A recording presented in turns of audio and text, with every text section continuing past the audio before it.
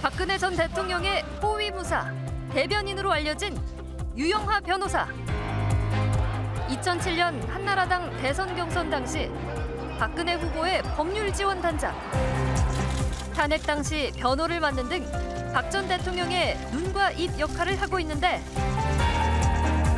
박 전 대통령의 사면을 자유한국당 지도부가 반대했다는 노영민 전 대통령 비서실장의 발언에 대해 야당 측에 거센 반발을 하고 있는 상황. 박 전 대통령이 이에 대해 어떤 메시지를 내놓을지 초미의 관심사로 떠오르고 있다. 유영하 변호사가 보는 박근혜 전 대통령의 사면 관련 입장 집중 분석합니다.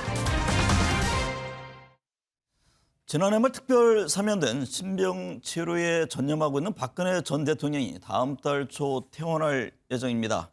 퇴원하면서 어떤 메시지를 내놓을지 관심이 쏠리고 있는데요. 박 전 대통령의 최측근인 유영하 변호사와 얘기를 나눠보겠습니다. 안녕하십니까? 네, 안녕하십니까? 네, 박근혜 전 대통령 우선 근황이 궁금한데요. 네. 석방 직후에 건강이 많이 안 좋다 이런 얘기가 들렸는데 네. 지금 많이 회복이 됐습니까? 지금은 점차적으로 좀 회복하고 계십니다. 네. 뭐 전반적으로 몸이 굉장히 쇠약해지셔서 그게 제일 걱정이고요. 이제 조금씩 회복되고 있는 그런 단계입니다. 네. 치료가 끝난 뒤에 어디에 머물지도 관심사인데요. 지금 살고 싶은 곳을 직접 말했다 이런 뭐 대통령께서 소식이... 몇 군데 이제 말씀하신 데가 있습니다. 그래서 네. 뭐 지역을 지금 제가 특정적으로 말씀드리긴 좀 어렵고요. 한 두세 군데 말씀하신 데가 있어서 그 지역 위주로 몇 군데를 찾아봤습니다. 네. 찾아봐서 대통령께 저희가 찾은 집을 말씀을 드렸고, 그다음 대통령께서 그걸 보시고 아직 이제 숙고 중에 있다고 보시면 되겠습니다. 네.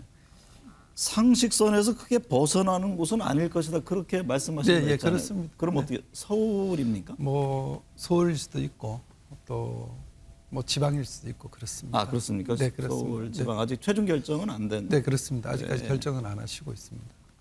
누구와 함께 지낼지도 관심인데 글쎄 제가 알기로는 뭐 대통령께서 혼자 계시지 않겠나 그렇게 알고 있습니다. 네. 노영민 전 대통령 비서실장이요. 박 전 대통령의 사면은 사실상 야당이 반대했다. 책상 의자도 넣어주지 않을 정도로 모질게 했다.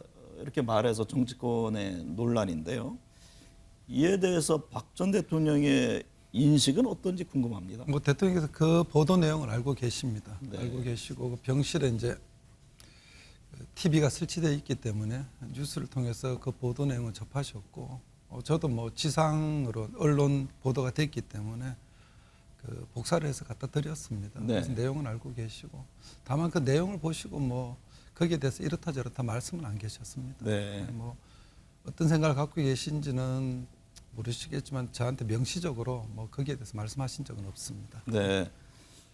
당시 지도부가 황교안, 나경원 전 대표잖아요. 노 전 실장 발언에 대해서 이제 반발하고 황 전 대표는 고소를 한 상황인데 이에 대해서 노 전 실장은 팩트를 얘기했고 당시 대화는 육하 원칙에 따라 잘 정리가 돼 있다 이렇게까지 네네. 얘기를 했거든요. 네, 그 보도 내용 그대로 제가 갖다 드렸습니다. 네. 다 보셨고, 근데 뭐 아무 말씀이 안 계셨기 때문에 제가 여기서 어떤 말씀을 드릴 수는 없고요. 다만 네.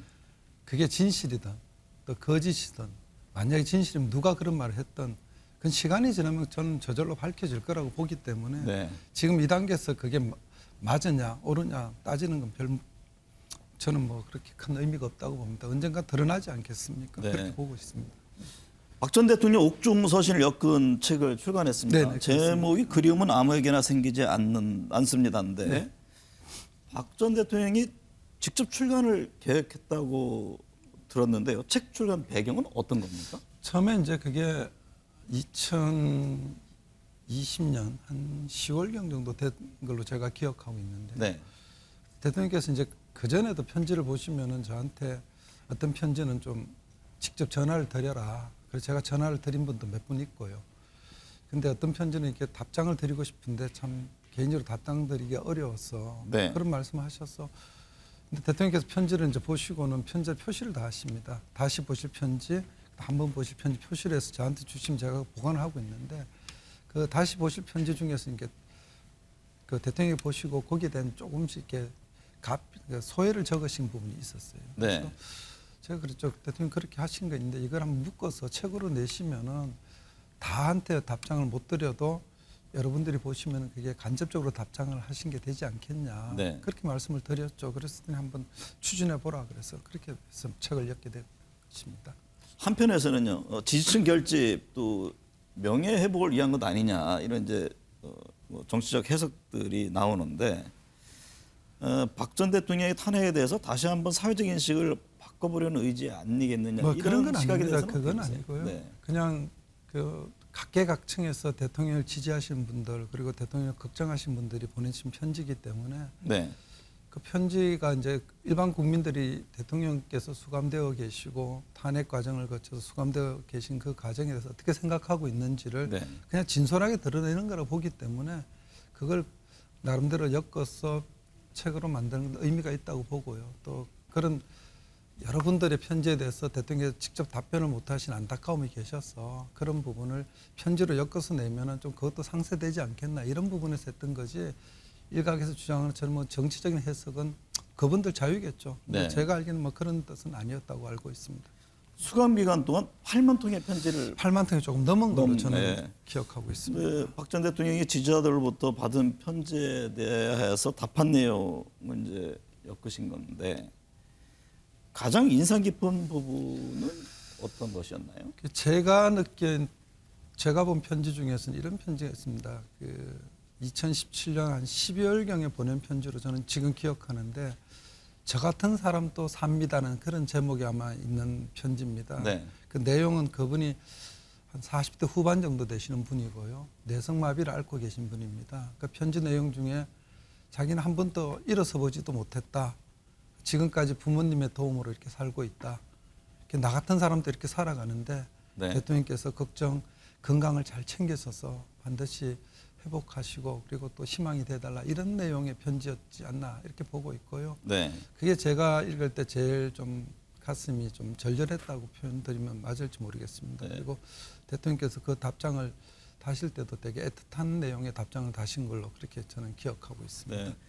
다음 달 2일쯤 퇴원할 것으로 알려졌는데요. 그거는 이제 앵커님 지난번에 대통령께서 사면되시기 전에 네. 삼성병원 의료진들이 그 이제 다시 병원에서 치료 기간 연장을 할 때 아마 2월 2일까지는 최소한 병원에서 입원해서 치료가 필요하다는 소견을 냈던 거고요. 네. 그래서 제가 지금 판단하건대는 아마 그 2월 2일 날 네. 삼성병원 의료진들이 다시 대통령 상태를 검진해서 다시 추가적으로 병원 치료가 필요한지 아니면 그 시점에서는 병원 치료가 더 불필요한지 판단해서 아마 퇴원 여부가 결정될 거라 보고 있는데 아마 네. 조금 더 연장되지 않나 이렇게 생각하고 조금 더 병원에 그렇습니다. 있을 네. 것으로 어느 정도 연장될지는 제가 뭐 가늠하기 어렵지만 조금은 더 연장될 것 같다 이렇게 말씀드리고 싶습니다. 어쨌든 이제 다음 달 초가 되면요. 대선이 한 달여 남은 시점인데 박 전 대통령이 과연 정치적 메시지를 낼 것인지 낸다면 어떤 언급을 할 것인지가 지금 초미의 관심사 아닙니까? 언제쯤 그리고 어떤 내용을 밝힐 것으로 보세요? 뭐 저한테 말씀하신 거는 퇴원하실 때는 국민들에게 인사를 드리겠다고 말씀을 분명히 하셨고요. 네. 그다음에 그 인사 내용에 어떤 내용이 담길지에 대해서는 아직 말씀이 안 계셨습니다. 네. 그래서 제가 지금 여기서 뭐 정치적 메시지가 담길 건지 또 담기면 어떤 내용이 담길 건지 거기 말씀드리기가 좀 어렵지 않나 그렇게 보고 있습니다. 고도의 정치적 어떤 메시지는 담길 것으로 보십니까? 그래서 그건 뭐 대통령께서 판단하시지 않겠습니까? 네. 이재명, 윤석열 대선 후보에 대해서는 어떤 언급이 있었습니까? 제가 지난번 다른 뭐 언론사에도 말씀을 드렸지만은 대통령께서 일개 개인 뭐 정치인들에서 이렇게 얘기하신 기회가 거의 없습니다. 그리고 제가 들은 기억은 몇 분은 있는데 뭐 지금 언론에 거론되는 뭐 윤석열 후보나 또 이재명 후보에 대해서 명시적으로 거론하신 적은 없습니다. 다만 이런저런 얘기를 대통령과 나누다 보면은 그 행간을 짚어서 저희가 뜻은 짐작할 수 있지 않겠습니까? 근데 네. 그건 제 개인적으로 제가 짐작하는 거기 때문에 그 제 개인적인 짐작을 이 자리에서 말씀드린 거는 저는 적절치 않다고 보고 있습니다. 네. 국민의힘 윤석열 후보는요, 이른바 이제 국정농단 관련 수사팀장이었잖아요. 박 전 대통령 수사에 대해서 공직자 신분으로 법 집행을 한 부분이다 이렇게 밝혔는데요. 이에 대해서는 어떻게 받아들이시나요? 뭐 저는 제가 변호인이기 때문에 그분이 말씀하신 걸 코멘트하기는 그렇고요. 대통령께서도 뭐 그 내용은 언론을 접하셨다고 저는 알고 있습니다. 근데 뭐 거기에 대해서 가타부타 말씀 안 하셨기 때문에 어떤 생각을 갖고 계신지에 대해서는 뭐 제가 말씀드리긴 어렵습니다. 네. 윤 후보가 박 전 대통령을 한번 뵙고 싶다고 했는데요. 대선 전에 만남이 이루어질까요? 글쎄요, 그거는 뭐 지난번에 대통령께서 사면 받으시던 날 국민들에게 드렸던 말씀 중에 퇴원 때까지는 치료에 전념해서 정치인을 비롯한 어떤 분도 만나지 않겠다고 말씀을 하셨고요. 그 이후에는 뭐 어떤 결정을 하실지는 제가 잘 모르겠지만 병원에 계실 동안 아무래도 만남은 없을 거라고 저는 보고 있습니다. 네. 근데 퇴원하고서 이제 대선까지 시간이 좀 있지 않습니까? 그렇죠. 근데 그 아까도 제가 사회자님께 말씀 올렸듯이 2월 2일 날 이제 좀 길어질 수도 있고 퇴원이 그게 또 퇴원 기간이 어느 정도 갈지는 지금 예상이 안 되기 때문에 만약에 대선 기간 전에 대통령이 퇴원하시면은 그 시간에 갭이 좀 있지 않겠습니까? 그때 뭐 대통령께 누구를 만나실지에 대해서는 그때 판단하실 것 같습니다. 박 전 대통령이 직접 쓴 책 서문에서요. 정치를 처음 시작할 때부터 함께했던 이들이 모든 짐을 제게 지우는 것을 보면서 삶의 무상함도 느꼈다. 네. 이런 표현이 이게 이제 일종의 배신감 표현으로 이해가 되는데요. 박 전 대통령 입장에서는 어떻게 보면 정치적 본향이기도 한 국민의힘도 그렇고 윤석열 후보의 대선 캠프를 바라보는 심정도 좀 복잡할 것 같습니다. 글쎄 뭐 대통령께서 서문에 그렇게 작성하신 그 배경은 제가 충분히 짐작하고도 있습니다. 왜냐하면 네. 저는 변호인으로서 그 기록이 한 30만 페이지가 됩니다. 그 기록을 다 봤고 그 기록에 대통령을 모셨던 분들의 여러 진술들이 나와 있습니다. 다 봤기 때문에 대통령께서 어떤 뜻에서 말씀하신 건 짐작은 되지만은 뭐 제가 이 자리에서 그것을 어떻다 얘기 드리기는 어렵습니다. 어렵고 가능은 되지만 얘기하기는 어렵다. 그렇습니다. 네. 저는 뭐 짐작 충분히 하고 있고 뭐 그런 부분에서 말씀을 하신 적도 있고 이렇기 때문에 제가 알고는 있습니다. 네. 말씀드리기는 좀 어렵다고. 책 내용이에요. 시간이 지나면 진실이 드러날 것이다라는 부분이 있습니다. 뭐 서문에는 국민 여러분을 다시 뵐 날이 올 것이다.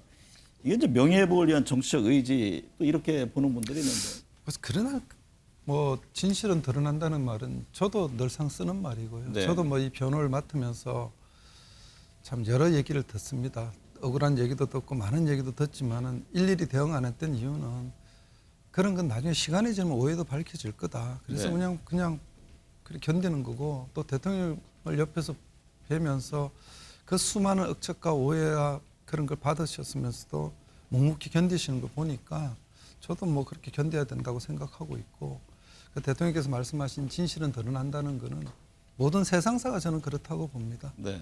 그래서 그건 뭐 그런 뜻에서 보시면 될 것 같고 나머지 그게 정치적인 해석을 하는 거는 뭐 저는 뭐 그렇게 바람직하다고 보지는 않습니다. 이명박 전 대통령이 사면되지 못한 데 대해서 안타까워했다. 예, 그렇게 그거는 뭐 그때 말씀하신 게 있는데 어떤 제가 의견이었나요? 그 당일이죠. 24일 날 당일날 네. 저는 몰랐습니다. 그 사면이 뭐 발표된 거 몰랐고 다만 새벽에 이제 다른 방송국 기자가 전화를 해서 동아일보 기사를 봤냐 그래서 제가 동아일보 기사를 확인을 했고 그래서 그때 이제 병원에 들어가서 말씀을 드렸습니다. 이렇게 동아일보 기사가 떴다. 그리고 그때 마침 이제 병원에 TV가 있었어. 그 이제 트니까 YTN 뉴스가 이렇게 뜨더라고요. 그때 이제 같이 대통령 뉴스를 보고 있는데 그때 이제 사면 결정이 됐다는 보도가 떴고 그 이명박 대통령께서 이제 사면이 빠졌다는 내용이 있어서 네. 대통령께서 이제 이 대통령께서 굉장히 고령이시고 네. 또 건강도 안 좋으신데 참 안타깝다 이렇게 말씀을 하셨습니다. 네. 앞서 이제 거주지에 대해서 서울이 될 수도 있고 지방이 될 수도 있고 이제 두루두루 보신다고 네, 하셨는데요. 그렇습니다. 네.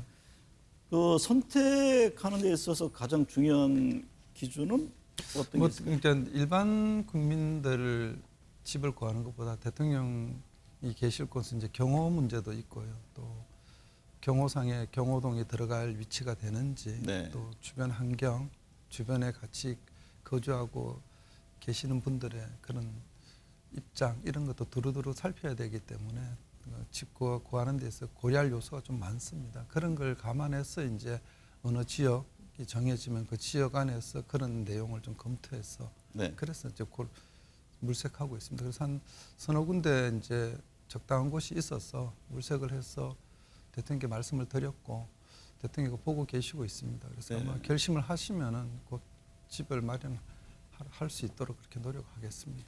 유 변호사가 곁에서 보시기에 박 전 대통령이 어떤 만약에 정치적 메시지를 낸다고 할 경우에 특정 후보, 특정 정치적 세력에 대한 어떤 지지 내지는 이런 직접적인 표현을 할 것으로 보세요? 그래서 뭐 제가 제 개인 생각을 말씀을 드려도 또 저 개인 생각으로 생각이 되지 않고 다른 또 많은 해석이 있을 것 같고요. 네. 뭐그 부분은 제가 이 자리에서 제가 답변 드리긴 적절치 않습니다. 아마 네. 대통령께서 판단하셔서 적절한 판단을 하시지 않겠나 저는 그렇게 보고 있습니다.